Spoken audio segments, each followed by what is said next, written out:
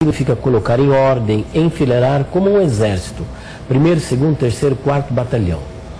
Então é algo enfileirado. É ordenar no sentido de ordem. Colocar em ordem, mas não de predestinar. Aqui não está em foco nesse versículo.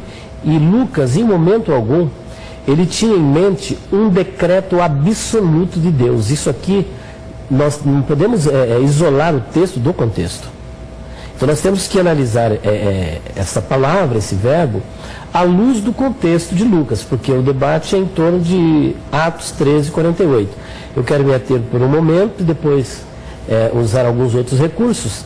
E então aqui em momento algum existe aqui um decreto absoluto de Deus, que Deus decretou, ou que Ele predestinou, ou que Ele pré-ordenou.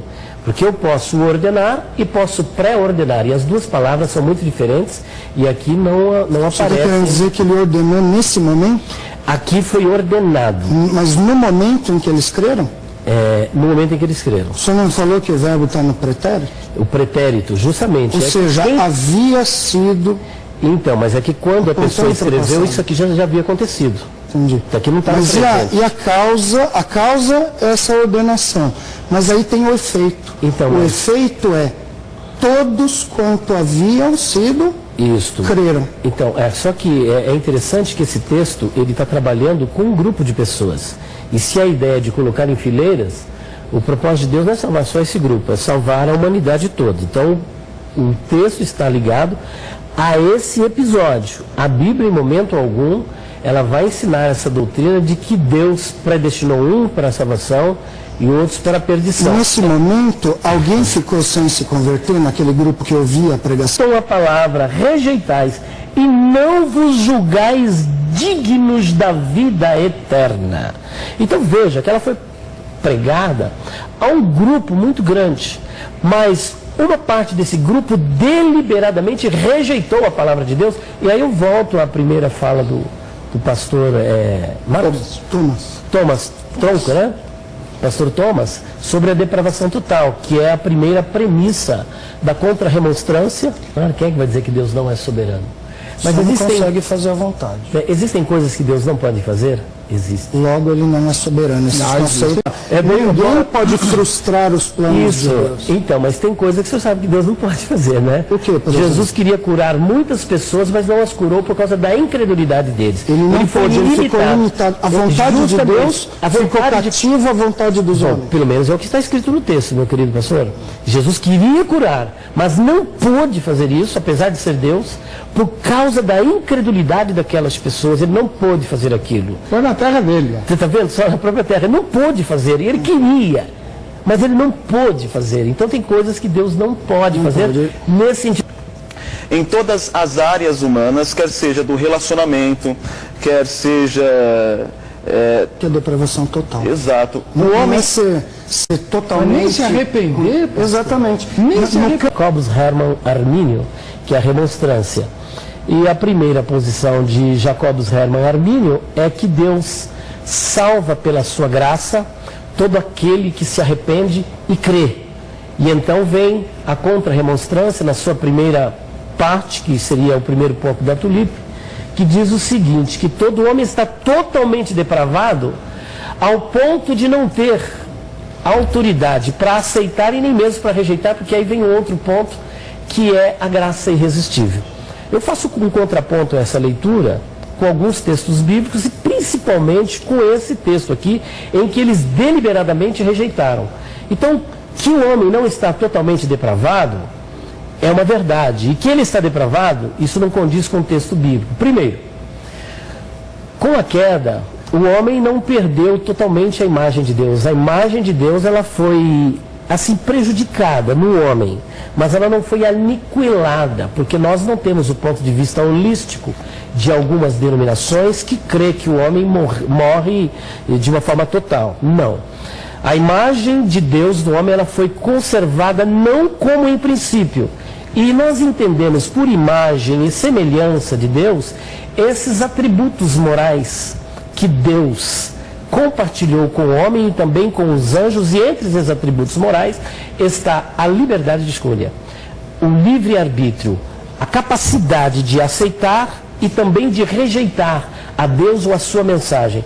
E como disse um amigo meu, professor Tassos Licurgo, ele que é criacionista, ele diz o seguinte: só há um perfeito amor quando há a possibilidade de não amar. Porque se não há possibilidade de não amar, não há um verdadeiro amor.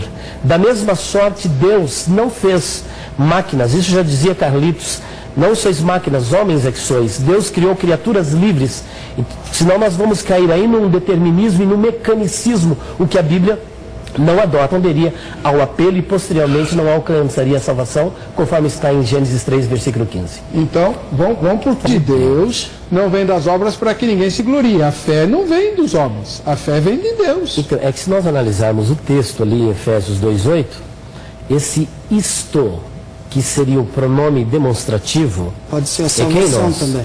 A salvação. E que seja, a salvação não, vem de sim, Deus, mas e não de homens. Eu nunca neguei isso. Ninguém nunca neguei isso. Mas a questão é a fé. Não é a fé, isso não é a fé? Não, permita-me só fazer a conclusão. Tem certeza? Absoluta. A salvação, esse projeto de salvar, o ato de salvar, não vem de nós, vem de Deus. E eu nunca neguei. Eu sei, isso sim. Agora, pela graça sois salvos mediante a fé, e isso não vem de vós. Não vem de vós. Então, isso, substituiu isto por outro sujeito. Seria o quê? Isso, a salvação. A salvação? A salvação não vem de vós. É uma possibilidade. Então, veja só. Mas ainda não resolve. Então, eu aprendi que era fé. Deixa eu só concluir, então. Então, pela graça sois salvos. Aí ele abre uma vírgula por meio da fé, vírgula. E isto não está dizendo a fé. A salvação, o ato de ser salvo, não pertence a vós. E nenhum arminiano diz que quem opera a salvação somos nós. Mas Deus, ele quer o Espírito Santo. Por exemplo, quando Paulo estava pregando, a pregação foi para todos. Porque essa é a vontade de Deus, que ele pregasse, e a vontade de Deus que as pessoas fossem salvas.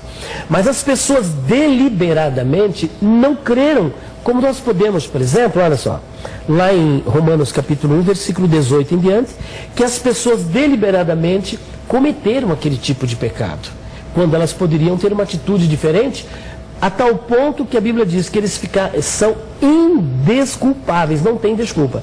Então, pela graça sois salvos por meio da fé. Isto não vem de vós, é dom de Deus, é dom de Deus, é dom de Deus. Só que é necessário essa sinergia, que é a atividade humana. Tanto é verdade que nós podemos, na própria epístola de Paulo, em Romanos, capítulo 10, versículos 9 e 10, olha que nós temos ali uma conjunção subordinada, que diz o seguinte: se com a tua boca confessares a Jesus como Senhor, olha, se, e em teu coração creres que Deus o ressuscitou dos mortos, olha o verbo, como ele está no futuro, serás salvo. É condicional.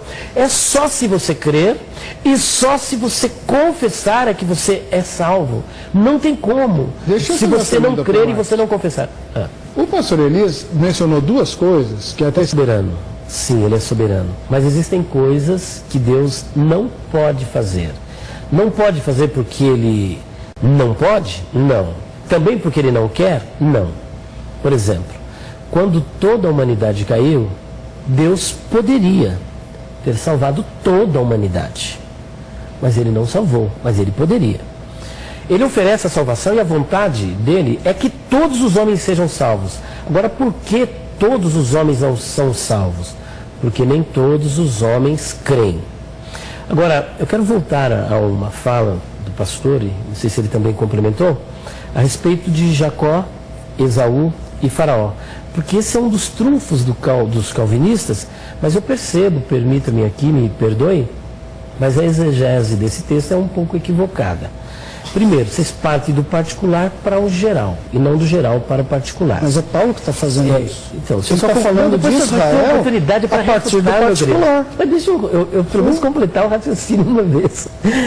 Olha só, quando Paulo está falando de Jacó e Esaú, nós havemos de convir que ali é uma figura de linguagem. Jacó não é o personagem Jacó, ali é uma metonímia, quando eu tomo uma parte pelo todo. Esaú também, uma parte pelo todo. Ele está falando de duas nações, dois povos, e não de duas pessoas. Usou os dois nomes para ilustrar os dois povos que eles representam. e nada tem a ver ali com salvação. Ali a questão não é soteriológica, é chamada para um projeto. Segundo, o endurecimento do coração de Faraó, parece-me que até Randall Price, no seu livro Arqueologia Bíblica, ele diz que aquele texto está bastante ligado a uma descoberta arqueológica, que é o Livro dos Mortos, em que os sacerdotes, para enganar as divindades, colocavam um formato de um escaravelo em cima do coração do faraó, para que quando ele dissesse alguma coisa, o seu coração não desmentisse. Porque se ele estivesse contando alguma mentira, ele era punido pelos deuses. Então, quando se diz ali que Deus endureceu o coração de Faraó, é para que prevalecesse a palavra de Faraó contra os filhos de Israel. Agora, por que Deus queria que prevalecesse aquilo? Para mandá-lo para o inferno? Não, em primeiro lugar, ele não era salvo. Então, ali não tem nada a ver com salvação e endurecimento de Faraó. Tem a ver com o quê?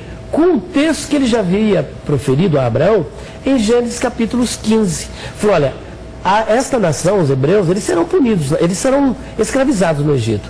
Mas eu vou tirar a nação dali e aqueles opressores serão punidos. A forma de Deus punir Faraó foi justamente endurecendo o seu coração, a fim de que Deus pudesse executar os seus desígnios no que diz respeito à punição.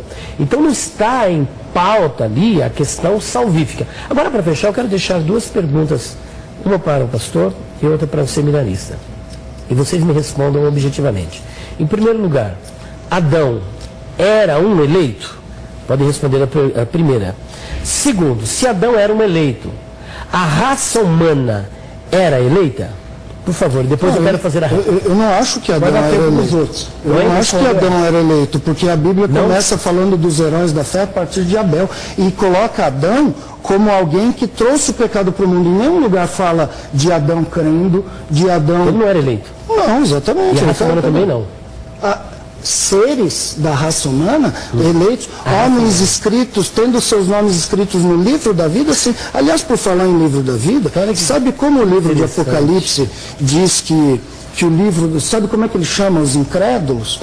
Chama de a besta que viste, que não era, para emergir do abismo. E aqueles que habitam, eu estou lendo o Apocalipse 17:8, aqueles que habitam sobre a terra, cujos nomes não foram escritos no livro da vida, desde a fundação do mundo, se admirarão. Eu acho que o senhor crê que sobre algo, ainda que metafórico, de nome livro da vida, onde estão aqueles que estão salvos.